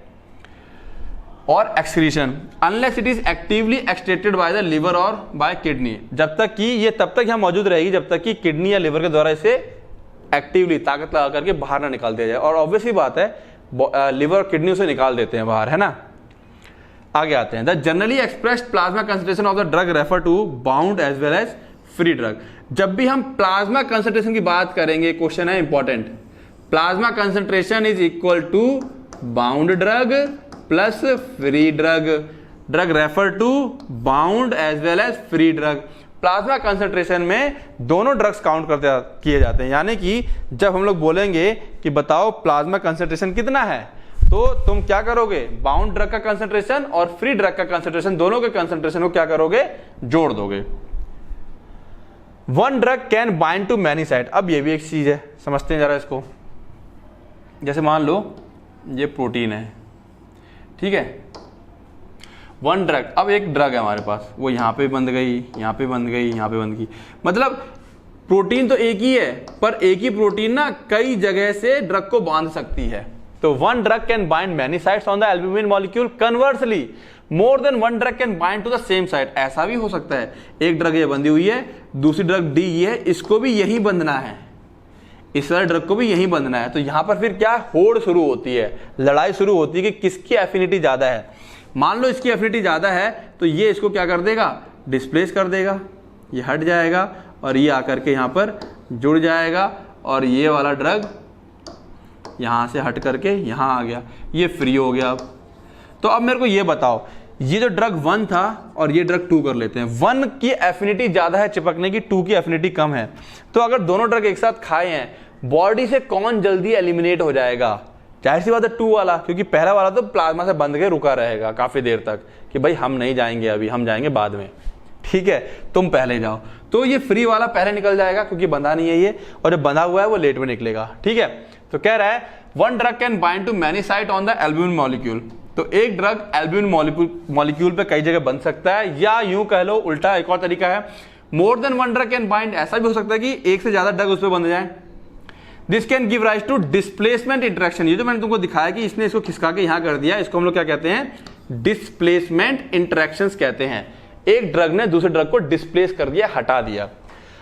Among drugs bound to the same site, जो सेम जगह बनते हैं, the drug bound with higher affinity will displace that bound with lower affinity and tend to increase the concentration of its free form। तो दो चीजें हो गई, जो स्ट्रांगली बंधा रहेगा पहला वाला, पहली चीज ये लंबे समय तक रहेगा, दूसरा पहला वाला दूसरे वाले का कंसंट्रेशन को बॉडी में क्या कर रहा है, इंक्रीज कर रहा है, उसके फ्री ड्रग के कंसंट्रेशन को बॉडी में इंक्रीज करवा दे रहा है, इसको यहां से हटा हटा करके। आगे आते हैं, इन हाइपोएल्ब्यूमिनेमिया, यानी कि एल्ब्यूमिन की कमी हो गई, तो ऑब्वियस बात है ये प्रोटीन क्या था, एल्ब्यूमिन था, इसकी कमी हो गई, इसकी कमी होने के बाद क्या होगा, ड्रग तो बंधेगा नहीं, तो ज्यादा से ज्यादा ड्रग क्या रहेगी, फ्री रहेगी, बस यही क्यों बता रहा है। बाइंडिंग में भी रिड्यूस, बाइंडिंग कम हो जाएगी, and high concentrations of free drug free drug का हाई कंसेंट्रेशन अटेंड हो जाएगा, फ्री ड्रग ज्यादा से ज्यादा पहुंच जाएगी, है ना, बॉडी में। सम डिजीज में also alter during drug binding, कुछ ऐसी डिजीज भी हैं जो ड्रग बाइंडिंग को अफेक्ट करती है। एग्जांपल क्या है, phenytoin and pethidine binding is reduced in uraemia. अगर यूरेमिया हो जाएगा तो इन दोनों ड्रग की बाइंडिंग क्या हो जाती है, रिड्यूस हो जाती है। तो एग्जांपल है, याद करना नहीं करना। तो ड्रग की binding very important. Drug binding किस तरीके से ड्रग डिस्ट्रीब्यूशन को अफेक्ट करेगा, ये सारी बातें अभी आगे आने वाली हैं। क्लियर है? Now tissue storage. अब हम लोग कहां आ गए, अल्टीमेटली अपना टिश्यू के पास आ रहे हैं। तो कह रहा है ड्रग में also accumulate in specific organ, drug कुछ खास ऑर्गन में जाके भी स्टोर हो सकता है बाय एक्टिव ट्रांसपोर्ट, है ना, खींचेगा ड्रग को। उस ऑर्गन के पास ऐसा रिसेप्टर्स हैं जो ड्रग को क्या कर रहा है, ताकत लगा करके अंदर खींच रहा है। और get bound to specific tissue constituent, और क्या हो जाएगा, वो ड्रग उस खास टिश्यू में जाके बंध जाएगा। ड्रग सिक्वेस्ट्रेटेड इन वेरियस टिश्यूज, सिक्वेस्ट्रेटेड मतलब समझ लो ड्रग्स जो है अलग अलग टिश्यू में खिसकता है, खिसक खिसक के जा रहा है। और अनइक्वली डिस्ट्रीब्यूटेड, ऑब्वियसली बात है, हर एक टिश्यू के अंदर ड्रग इक्वल नहीं जाएगा, हर टिश्यू अपने हिसाब से ड्रग्स को लेगा। And have larger volume of distribution and longer duration of action. अब जब ड्रग कहां चला गया, टिश्यू के अंदर चला गया, तो उससे क्या हो जाएगा, वो ड्रग क्या होगा, काफी देर तक बॉडी में रहेगा, तो उससे क्या होगा, उसका वॉल्यूम डिस्ट्रीब्यूशन बढ़ेगा, लार्जर वॉल्यूम डिस्ट्रीब्यूशन और लॉन्गर ड्यूरेशन ऑफ एक्शन, उसका एक्शन ऑफ ड्यूरेशन भी इंक्रीज कर जाएगा। वॉल्यूम डिस्ट्रीब्यूशन बढ़ी हुई है, ऑब्वियसली बात है, ब्लड से कहां आ चुका है, इंटरस्टिशियल, और इंटरस्टिशियल से कहां आ चुका है, अब अंदर टिश्यू में आ गया है, तो ऑब्वियसली बात है तीनों जगह मौजूद है अब ये ड्रग। सम ड्रग में exert local toxicity due to high concentration, कई बार ऐसा होता है कि ड्रग एक ऑर्गन में इतना ज्यादा इकट्ठा हो जाता है कि टॉक्सिसिटी क्रिएट कर देता है। Example tetracycline on bone and teeth, कई लोगों के दांत देखे होंगे आगे से थोड़े से काले से हो जाते हैं, वो टेट्रासाइक्लिन की मात्रा ज्यादा हो जाती है, उससे हो जाते हैं। क्लोरोक्विन इन रेटिना, है ना, रेटिना में काला सा स्पॉट सा पड़ जाता है कई बार। Streptomycin on vestibular apparatus, emetine on heart and, ठीक है, इसको छोड़ देना, दो याद रखना, अदरवाइज सिर्फ इतना ध्यान रखना, अगर किसी ऑर्गन में टॉक्सिसिटी ज्यादा हो जाए तो वो क्या करेगा, किसी कंसेंट्रेशन ज्यादा हो जाए तो उस ऑर्गन में टॉक्सिसिटी क्रिएट कर सकता है, टॉक्सिक बना सकता है, पॉइजनस क्रिएट कर सकता है। ड्रग में also selectively bound to specific intracellular organelle, ऐसा भी हो सकता है सेल के अंदर मौजूद, सेल के अंदर क्या क्या होता है, गोल्जाई बॉडी होती है, न्यूक्लियस होता है, माइटोकॉन्ड्रिया होता है, राइबोसोम होता है, ऐसा भी हो सकता है कि ड्रग जाकर के सेल के अंदर जाकर के किसी ऑर्गेनेल से जाके चिपक जाए, जैसे कि टेट्रासाइक्लिन टू माइटोकॉन्ड्रिया और क्लोरोक्विन टू न्यूक्लियाई, यहां तक ये बाइंडिंग भी पॉसिबल है। तो यहां पर हमने देखा ड्रग की बाइंडिंग के बारे में, प्लाज्मा बाइंडिंग पढ़ा, और उसके अंदर फिर आगे हमारे पास क्या, टिश्यू स्टोरेज, टिश्यू स्टोरेज में कहां कहां जाकर के ये ड्रग हमारा जुड़ जा रहा है, बाइंड हो जा रहा है। क्लियर है, बात समझ में आई?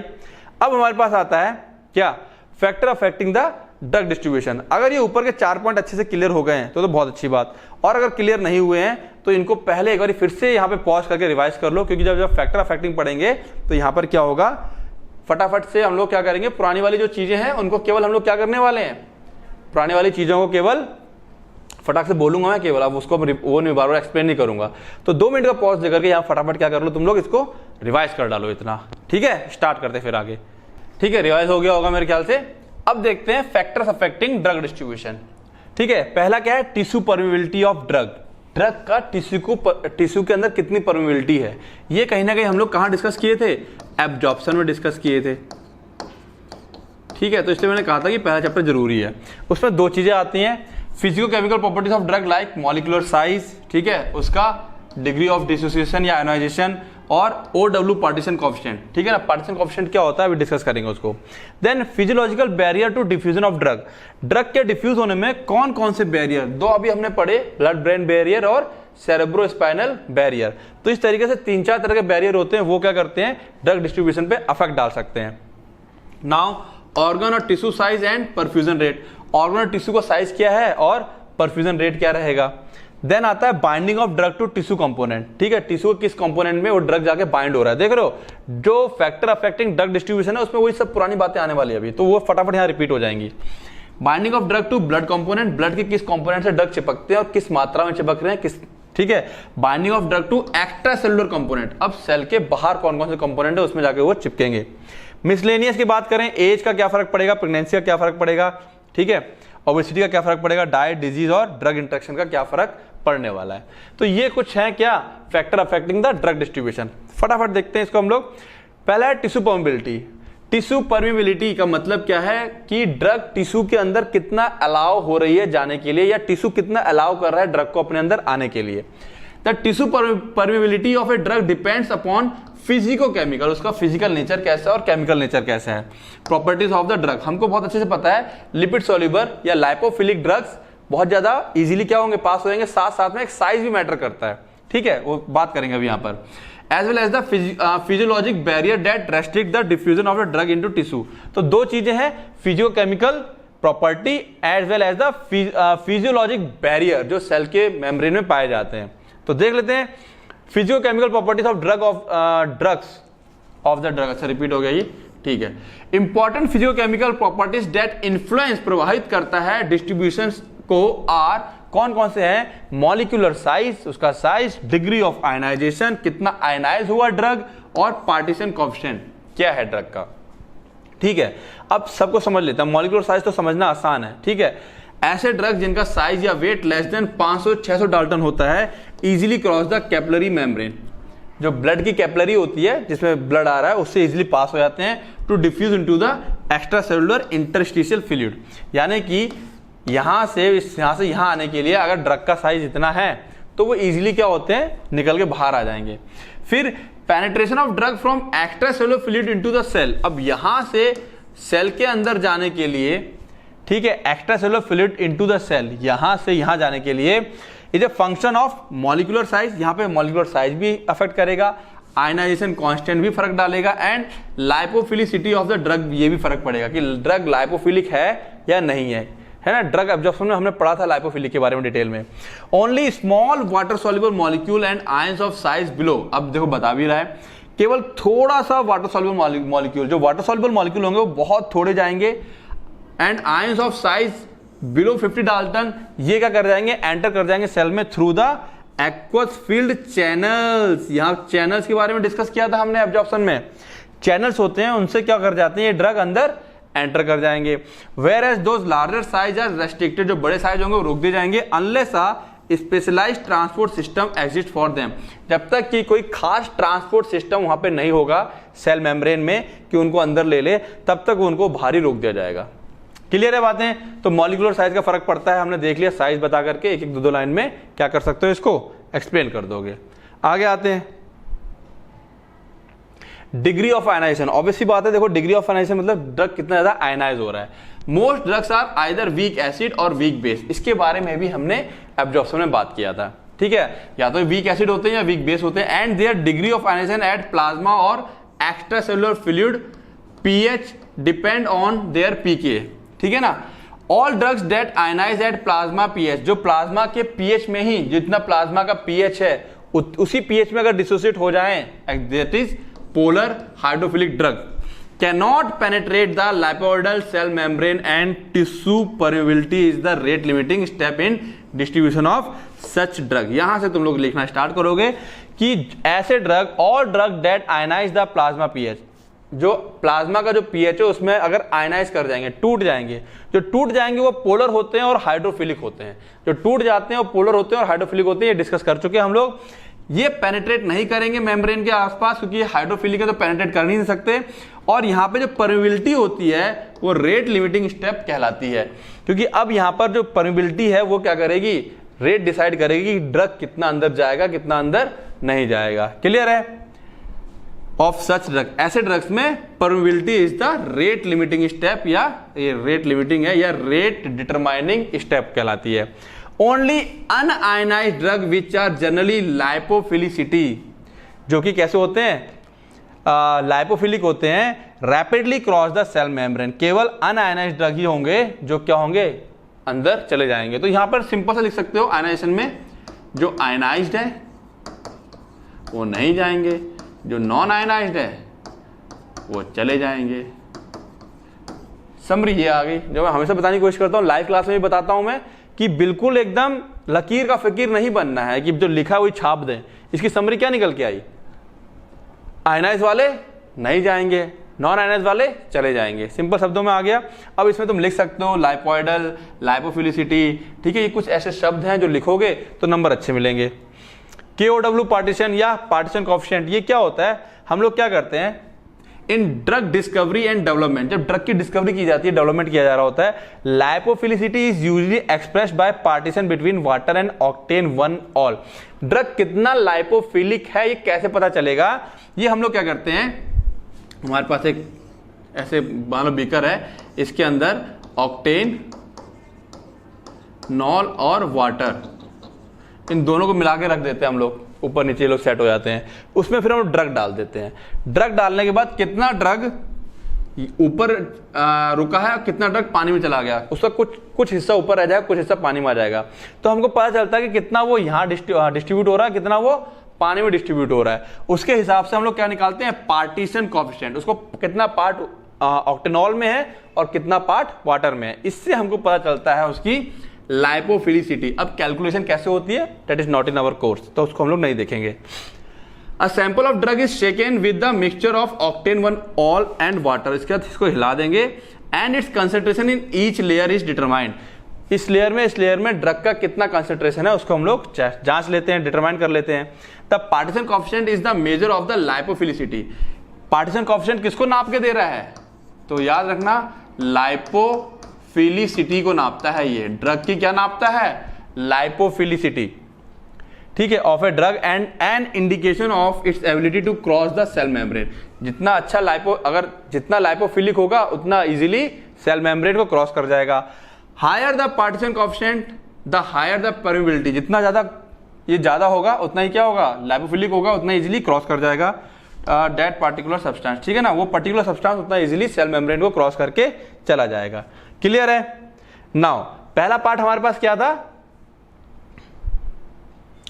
Physiochemical property of drug. उसके अंदर 3 पार्ट थे, molecular size, degree of ionization और पार्टीशन कोएफिशिएंट, ठीक है ना।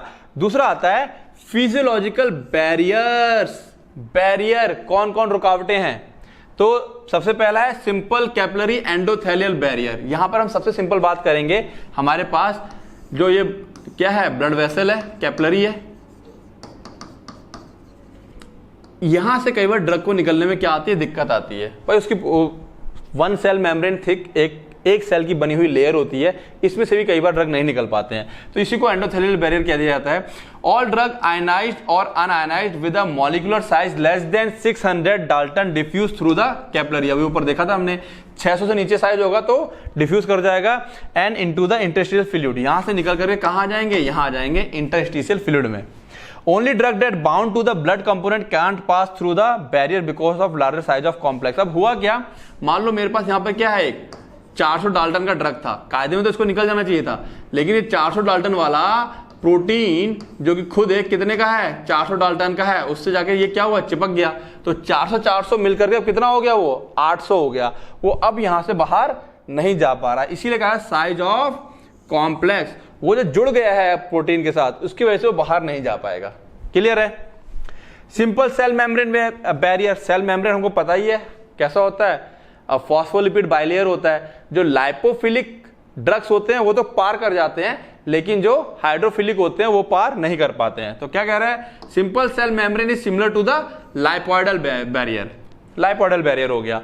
जो एब्जॉर्प्शन में हमने सीखा हुआ है, नॉन पोलर और hydrophilic drugs will pass through passively, ये पैसिवली जाते हैं, टनल बने हुए हैं, चैनल बने हुए, उससे अपने आप निकल जाएंगे। Lipophilic drug with 50-600 Dalton molecule size and hydrophilic polar drugs with less than 50 Dalton will pass this membrane, ठीक है ना। कौन कौन पास कर जाएगा उसके बारे में बता रखा है, ये हमने एब्जॉर्प्शन में पढ़ा हुआ है कि लाइपोफिलिक ड्रग्स इजीली पास कर जाते हैं, और जो हाइड्रोफिलिक होते हैं उनके लिए खास टनल बने होते हैं, उसके अंदर से वो क्या करते हैं, पास करते हैं। नाउ ब्लड ब्रेन बैरियर क्या है, ब्लड ब्रेन बैरियर, तो BBB ब्लड ब्रेन बैरियर, इसको हमने पढ़ ही चुके हैं, तो थोड़ा सा और देख लेते हैं और क्या इसमें एक्स्ट्रा कुछ मिल जाए हमें।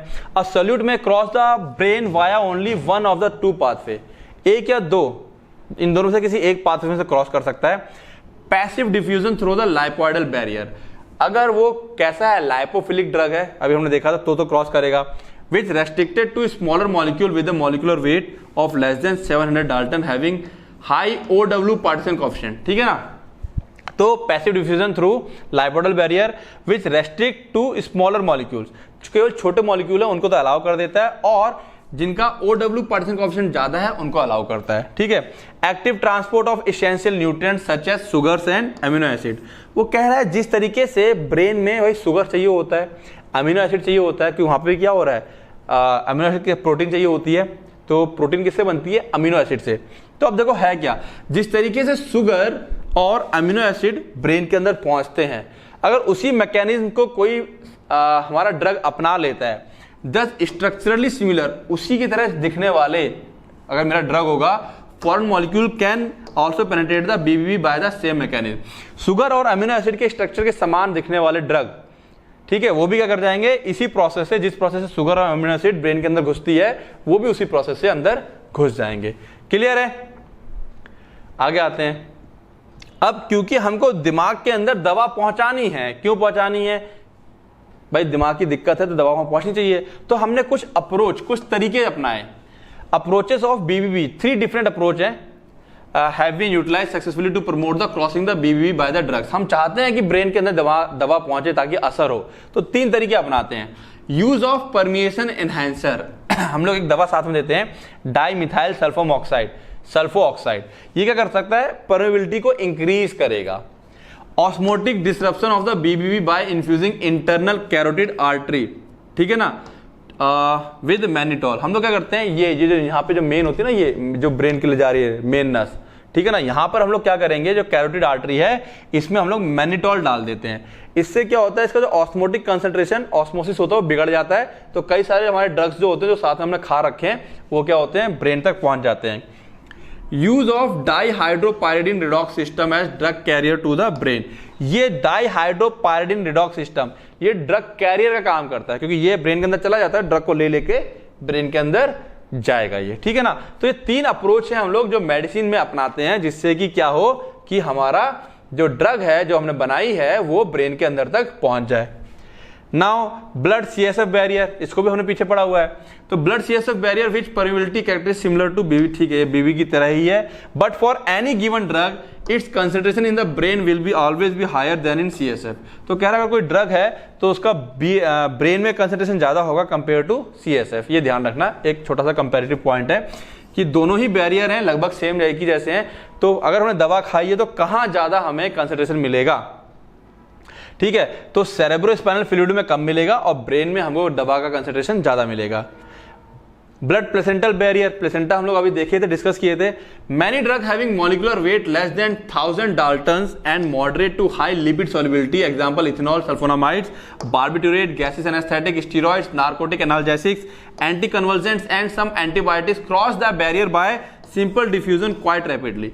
तो ऐसे बता रहा है, प्लेसेंटा से भी कई बार हमने पढ़े थे, अभी प्लेसेंटा एक इनकम्प्लीट बैरियर है, 1000 डाल्टन तक का जो साइज वाले ड्रग्स हैं वो क्या करते हैं, सिंपल डिफ्यूजन से क्रॉस कर जाते हैं। An agent that cause toxic effect, अच्छा हाँ ये देखो, ये जहां से लाइन इंपॉर्टेंट है, कोई भी ऐसा सब्सटेंस जो टॉक्सिक इफेक्ट क्रिएट करे फीटस को, बच्चे में, उसको हम लोग कहते हैं टेराटोजेन। टेराटोजेन क्या होते हैं, जो टॉक्सिक इफेक्ट क्रिएट करते हैं बच्चों के अंदर, और teratogenicity is defined as fetal abnormality caused by administration of drug during the pregnancy. यानी कि टेराटोजेनिसिटी ये वो कंडीशन हो गई कि हमने कोई दवा खाई और एब्नॉर्मेलिटी क्रिएट हो गई किसी बच्चे में दवा लेने पर प्रेगनेंसी के दौरान, तो उस कंडीशन को हम लोग क्या कहते हैं, टेराटोजेनिसिटी कहते हैं। ब्लड टेस्टिस बैरियर, टेस्टिस में भी कहां होते हैं, जो हमारे स्पर्मेटोसाइट्स होते हैं, स्पर्म्स होते हैं, वहां तक दवा को नहीं पहुंचना है। अगर दवा वहां तक गई, स्पर्म हमारे डैमेज हुए, तो उससे होगा क्या, जब वो स्पर्म फ्यूज करेगा ओवम के साथ, तो बच्चा जो होगा वो डिफेक्टिव पैदा हो जाएगा। तो देखो इसके लिए भी हमारी बॉडी ने एक व्यवस्था कर रखी है। This barrier is located at Sertoli cell junction. Sertoli cells होते हैं जो क्या करते हैं, स्पर्म को नरिश करते हैं, है ना, पोषण देते हैं। तो सर्टोली सेल के जंक्शन की बात हो रही है यहाँ पर, ठीक है। It is tight junctions between the neighbouring Sertoli cells that act as a blood testis barrier, ठीक है ना, ये जंक्शन टाइट रहते हैं एकदम और ब्लड को अंदर नहीं आने देंगे। This barrier restrict the passage of drug, ये ड्रग को रोक देगा टू स्पर्मेटोसाइट्स एंड स्पर्माटिड्स, ठीक है ना। स्पर्मेटोसाइट्स और स्पर्माटिड्स क्या होते हैं, है ना, फर्स्ट ईयर में पढ़ा होगा रिप्रोडक्शन में, स्पर्मेटोसाइट्स और स्पर्माटिड्स क्या होते हैं, यही क्या है, स्पर्म है और कुछ नहीं है, ठीक है ना। तो स्पर्म तक दवा को पहुंचने नहीं देगा।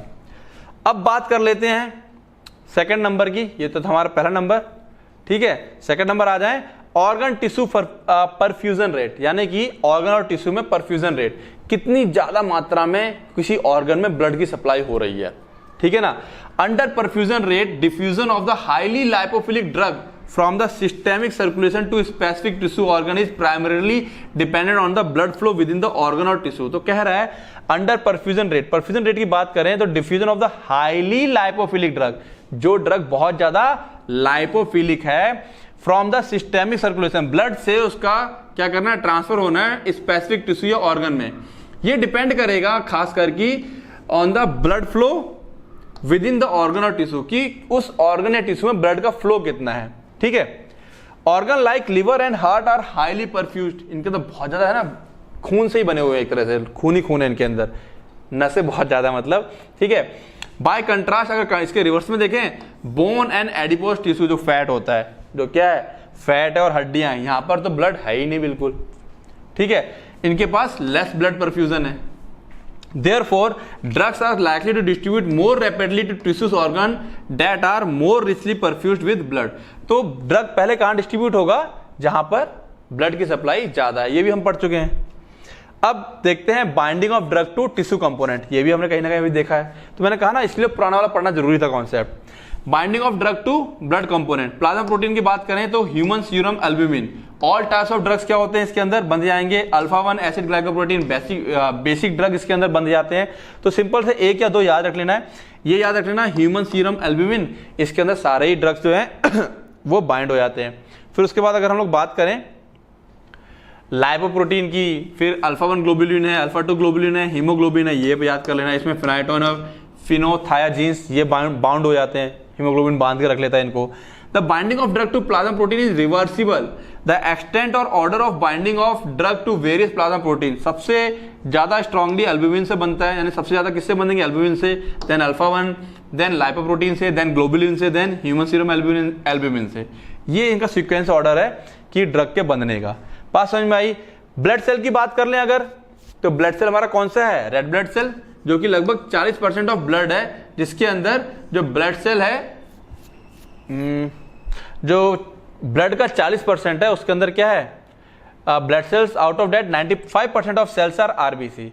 ब्लड के अंदर 40% सेल है, बाकी पानी है, उन सेल्स में भी 95% क्या है, आरबीसी है, ठीक है, जिसके अंदर क्या पाया जाता है, हीमोग्लोबिन होता है, सबको ये बात पता है। नाउ ड्रग्स लाइक फिनाइटोइन, फिनोबार्बिटन, अब एग्जांपल याद हो चाहे ना हो फर्क नहीं पड़ता है, सीधा लिखना है, ड्रग बाइंड विद हीमोग्लोबिन, ठीक है, एग्जांपल दे देंगे एक हमको, ठीक है। और कुछ ड्रग हीमोग्लोबिन के साथ बंध जाते हैं, कुछ ड्रग आरबीसी की सेल वॉल के साथ बंध जाते हैं। बात समझ में आ रही है, चाहो तो एक एग्जांपल दे देना, अदरवाइज इतना ध्यान रखना है कि सेल, हीमोग्लोबिन और रेड ब्लड सेल के मेम्ब्रेन से भी कुछ ड्रग बंध जाती हैं, ठीक है। अब कह रहा है the red blood cell comprise 3 component, each of which can bind to drug.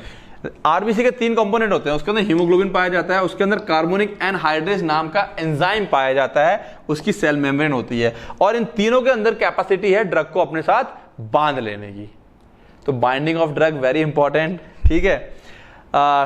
Extravascular tissue की बात करें, binding of drug to extravascular tissue, यानी कि ब्लड के बाहर जो पानी है, फ्लूइड है, उसकी बात हो रही है। Tissue drug binding result in localization of drug at specific site in the body and serve as reservoir. तो ठीक है, कह रहा है वहां पे टिश्यू बंध जाएगा और एक रिजर्वायर, भंडारण की तरह, स्टोरेज की तरह एक्ट करेगा। As binding increase it also increase biological half life, binding increase करेगी तो बायोलॉजिकल हाफ लाइफ यानी कि बायो अवेलेबिलिटी इंक्रीज कर जाएगी, ठीक है। क्या होती है, पढ़ा चुका हूं मैं। Irreversible binding leads to drug toxicity, अगर इरिवर्सिबल बाइंड हो गया कि बंध गया अब छोड़ेगा नहीं, तो टॉक्सिसिटी हो सकती है, नुकसान हो सकता है। अगर बात करें टिश्यू में तो सबसे ज्यादा लिवर है, then kidney, lungs, muscle, skin, eye, bone और लास्ट में हेयर और नेल्स। अब यहाँ पे तो ब्लड ही नहीं होता है, तो कैसे काम चलेगा, ठीक है। मिसलेनियस फैक्टर की बात करें तो जैसे कि हम बात कर लें एज का बड़ा फर्क पड़ता है, देखो, क्योंकि ब्लड को कहां डिस्ट्रीब्यूट होना है, पानी के अंदर, ठीक है ना। ब्लड कहां डिस्ट्रीब्यूट होगा, सॉरी, ड्रग कहां डिस्ट्रीब्यूट होगा, पानी के अंदर। ड्रग कहां डिस्ट्रीब्यूट होगा, फैट में। ड्रग कहां डिस्ट्रीब्यूट होगा, मसल्स में, ऑर्गन, प्लाज्मा प्रोटीन में, ठीक है ना। तो देखो टोटल बॉडी वाटर की बात करें तो इंट्रासेलुलर और एक्स्ट्रा सेलुलर दोनों का पानी का हम लोग एक साथ ले लें तो बच्चे के अंदर हमने देखा 70% है और ओल्डर के अंदर सबसे कम होता है। तो पानी की मात्रा अगर कम ज्यादा होगी तो ड्रग भी उतना ही डिस्ट्रीब्यूट होगा, ज्यादा डिस्ट्रीब्यूट नहीं होगा। फैट कंटेंट की बात करें तो हायर होता है बच्चे में और एल्डर में, जो थोड़े से और बड़े बच्चे होते हैं उनमें ज्यादा होता है। ठीक है, स्केलेटल मसल्स की बात करें, ये भी क्या है, बच्चे में और मतलब इन्फेंट में और एल्डरली में ज्यादा होता है। ऑर्गन कंपोजिशन यानी कि blood brain barrier is poorly developed in infant, बच्चे के अंदर ये अच्छे से डेवलप ही नहीं होता है, यानी कि बच्चे को दवाई खिलाओगे तो सीधा ब्रेन के अंदर तक जाएगी। ठीक है, and myelin content is low, myelin भी एक क्या होती है, परत है एक तरह से मान लो जो ब्रेन में पाई जाती है। And cerebro blood flow is high, ये हाई होता है, hence greater penetration of drug in the brain, brain के अंदर दवा ज्यादा इजिली पेनिट्रेट करती है, पहुंचती है बच्चे में। Plasma protein content low, albumin content in both infant and elderly, बच्चा छोटा है तो उसके अंदर भी क्या होता है, प्लाज्मा प्रोटीन कंटेंट कम होता है, तो ड्रग की बाइंडिंग भी कम होगी, फ्री ड्रग ज्यादा अवेलेबल होगा। तो ये कुछ फैक्टर्स हैं, यहाँ पर एज का आ गया। नाउ प्रेगनेंसी, प्रेगनेंसी में क्या चीज मैटर करती है, अब देखो प्रेगनेंसी में क्या क्या आ गया, यूट्रस एक एक्स्ट्रा आ गया, प्लेसेंटा एक्स्ट्रा आ गया, बच्चा एक्स्ट्रा आ गया, इसकी वजह से क्या हो गया, वॉल्यूम बढ़ गया। ठीक है, किसका, बॉडी का पूरा वॉल्यूम इंक्रीज कर जाएगा। The plasma and extra cellular fluid volume also increase but albumin content is low, ये दोनों चीजें तो बढ़ जाती हैं बट एल्ब्यूमिन कंटेंट लो रहता है। ठीक है, ये अफेक्ट डालेगा। In obese person high adipose, fatty tissue बढ़ जाएंगे, tissue so high distribution of lipophilic drug, अब इससे क्या होगा, फैटी टिश्यू बढ़ गए हैं, वो फैट होता है उनके अंदर, लिपिड्स होता है, तो लाइपोफिलिक ड्रग का डिस्ट्रीब्यूशन क्या कर जाएगा, इंक्रीज कर जाएगा। डाइट की बात करें, अ डाइट हाई फैट, जो फैट ऐसी कोई खाना खाए जिसमें फैट बहुत ज्यादा है, will increase free fatty acid level in circulation, हमारी बॉडी में फ्री फैटी एसिड का सर्कुलेशन को इंक्रीज करेगा, देयर बाय जिसके द्वारा affecting binding of acidic drugs, जिसकी वजह से एसिडिक ड्रग की बाइंडिंग पे क्या करेगा, असर होगा। इसीलिए कई बार कुछ दवाइयां खास लेते हैं तो डॉक्टर कहता है ये चिकनी चीजें मत खाना या फिर ये मत करना। ठीक है, आगे आते हैं डिजीज स्टेट, अगर बीमारी है तो कई बार कुछ बीमारियां ना कुछ चीजें शरीर में बदल देती हैं, क्या बदल देती हैं, altered albumin and other drug binding protein लो, बीमारी क्या कर सकती है, एल्ब्यूमिन और ड्रग बाइंडिंग प्रोटीन का कंसंट्रेशन ही चेंज कर दिया जिसमें हमारा ड्रग बंधता है। अल्टर और रिड्यूस परफ्यूजन टू ऑर्गन और टिश्यू, जो परफ्यूजन रेट है यानी कि ब्लड की सप्लाई है उसको कम कर सकता है, बदल सकता है। पीएच बदल देगा, पीएच बदलेगा तो आयनाइजेशन चेंज हो जाएगा, आयनाइजेशन फर्क पड़ेगा तो पता है ना, फिर ड्रग क्या होगा, जो जितना ज्यादा आयनाइज होगा वो उतना कम क्या होगा, आगे जाके सेल में एंटर नहीं कर पाएगा, जितना ज्यादा आयनाइज उतनी लेस एंट्री हो जाएगी सेल के अंदर। Alteration of permeability of physiological barrier, BBB example, जैसे कुछ बीमारियां होती है, मेनिंजाइटिस दिमागी बीमारी है और इंसेफेलाइटिस, इनसे क्या होता है कि जो ब्लड ब्रेन बैरियर है उसकी इन्फ्लेमेशन हो जाता है, तो उसमें क्या है, परमिबिलिटी, ड्रग अब इजीली उसमें अंदर बाहर कर सकता है क्योंकि वहां इन्फेक्शन हो रखा है अभी। ठीक है, ड्रग इंटरेक्शन, ड्रग इंटरेक्शन में जो बताया था, एक ड्रग की बाइंडिंग ज्यादा स्ट्रांग है, एक की कम स्ट्रांग है, तो स्ट्रांग वाला आके दूसरे वाले को हटा देगा। तो drug interaction that affect distribution are mainly due to difference in plasma protein और टिश्यू बाइंडिंग ऑफ ड्रग, मैंने बताया था ना इस तरीके से, एक ड्रग ये ड्रग 1, ये ड्रग 2 है ना, ऊपर बता रहा था। एग्जाम्पल है warfarin, displace drug and phenylbutazone, दो बार हो गया क्या ये, फिनाइल ब्यूटाजोन डिस्प्लेसर। ठीक है ना, ह्यूमन सीरम एल्ब्यूमिन में अगर ये दोनों एक साथ लिए हमने तो ये डिस्प्लेसर है, ये डिस्प्लेस्ड है, ये आकर के इस वाले को हटा देगा। ठीक है, तो ये इस तरीके से हमारे पास क्या हो जाएगा इस तरीके से ये जो है ड्रग्स की जो बाइंडिंग है ये सारे क्या करते हैं, अफेक्ट डालती हैं। तो बात समझ में आ रही है कि किस तरीके से ड्रग का डिस्ट्रीब्यूशन हो रहा है और ये क्यों इंपॉर्टेंट है, यहां से हमको पता चलता है पूरी बॉडी में ड्रग के डिस्ट्रीब्यूशन के बारे में। क्लियर है? तो बस ये था हमारा आज का लेक्चर, और अब थोड़ा सा समझ लेते हैं हम लोग क्या, अपने ऐप के बारे में। जो माइंड नर्चर ऐप है आप ही लोगों के लिए मैंने उसको बनाया है, थोड़ा सा उसके बारे में समझ लेते हैं, आओ देखते हैं। तो अब जान लेते हैं माइंड नर्चर ऐप के बारे में। क्या है ये ऐप? ठीक है ना, YouTube पे आपको केवल क्या मिलता है, लेक्चर और नोट्स, और बाकी चीजें हम YouTube पर आपको प्रोवाइड नहीं करा सकते, कुछ रेस्ट्रिक्शन है, उतना काम नहीं कर सकते। जो मैं मेन प्रैक्टिस कराना चाहता हूं आप लोगों को एग्जिट एग्जाम के लिए, किसके लिए, खासकर एग्जिट एग्जाम के लिए, और जो तुम्हारे एमसीक्यू क्वेश्चन आते हैं किसमें, डी फार्म में, उसके लिए जो मेन तैयारी कराना चाहता हूं मैं, वो आपको इसी ऐप पर मिलेगी, उसको मैं YouTube पे नहीं करा सकता। ठीक ठीक है ना। तो जो ऐप का लिंक है डिस्क्रिप्शन में दिया हुआ है। ऐप में आपको क्या क्या मिलने वाले हैं, लेक्चर और नोट्स बिल्कुल वही मिलेंगे जो यूट्यूब पर थे, ठीक है। और उसके अलावा 1 marks, 2 marks, 3 marks, 5 marks question जो आपके एग्जाम में आते हैं उस पैटर्न के ऊपर बेस्ड क्वेश्चंस मिलेंगे और उनके आंसर्स मिलेंगे।